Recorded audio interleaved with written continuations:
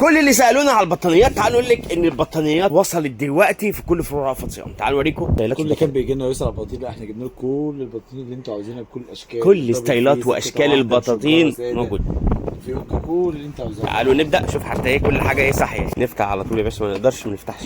واو ده مقاسها كبيره قوي كمان، بسم الله ما شاء الله. اكبر حاجه فيها كده ده كبيره جدا يعني، ده بطولك كامل يعني. تنفع لي يعني. يعني دي كبيره مثلا معانا بطانيه بس اذا استنى اوري الوش الثاني، الوش الثاني هي محفوره ريزر وهنا وش ساده يعني. بس بصراحه البطانيه ديت كبيره، اول مره اشوف المقاس اللذيذ ده. لكن دي لحد سنتين المقاسات الكبير بصوا. لا هي جميله بصراحه. الوانها بقى ده اللون الثاني بتاعها وفي البيج كمان.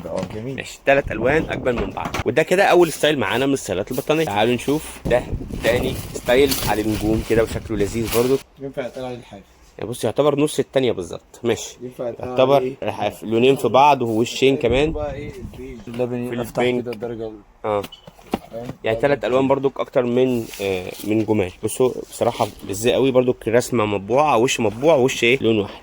تعالى على مهلك بس كده ايه. الحاجات التانية بقى زي دي كده اللي هي مشجره. تعالوا بص، هو البطاطين بتاعت البيبي اساسيه صيف وشتاء، يعني ما تقولوش ده احنا في الصيف وخلاص. لا، البطانيه للبيبي بالذات النون لازم يكون عنده بطانيه، فده اساسيه هتاخديها يعني. طبعا في كوفرتات بدال للبطاطين، بس ايه حلو الدبدوب ده. جيل كده صغير هنا رسمه واحده كبيره، وشين برضو جميله جدا وطولها مختلف. يعني بصوا الثلاث بطاطين مقاسات مختلفه، سواء كان سكوير مربعه او الاكبر. ده لون ثاني منها ورسمه مختلفه على فكره. الارنوب اللي جوه مختلف برضو، دي مقلمه صح؟ ماشي. في درجات كتيره خالص. الناس الساده خالص اللي مش عليها اي رسمه، اللي هي العاديه خالص. والحفر برضو اللي هي اللي جنبها. في حاجه زي الحفر برضو دي كده برسومات برضو البيج وكده. في حاجه ثانيه زي اللي هي المشجره دي برضو. في حاجه اللي احنا على طول بنجيبها لكم. الستايلات كلها مميزه. احنا بنكلمكم من سنتر رأفت صيام هنا في المنصوره شارع بورسعيد. كل اللي انتم محتاجينه في عالم تجهيزات البيبي او المواليد موجود هنا في سنتر رأفت صيام، سواء كان اكسسوارز او مستلزمات بتحتاجيها انت كمامي او ملابس للاطفال. ممكن تاخدي حاجه زي كده، دي بتمشي دي زي ما انت كده. دي في علبه. دي كنا عملنا لكم عليها قبل كده اكتر من فيديو بالوان. لا بس اللون ده جديد. تعال نشوف كده، افتح اللون ده. لسه جاي جديد زي ما كده معاها طبعا تقيله جدا. تلف البيبي فيه. دي كمان برضو طبقه فرو وطبقه ايه طبعا دي اللي هي وكمان تعرف تلف في البيبي كابورت صغير يعني.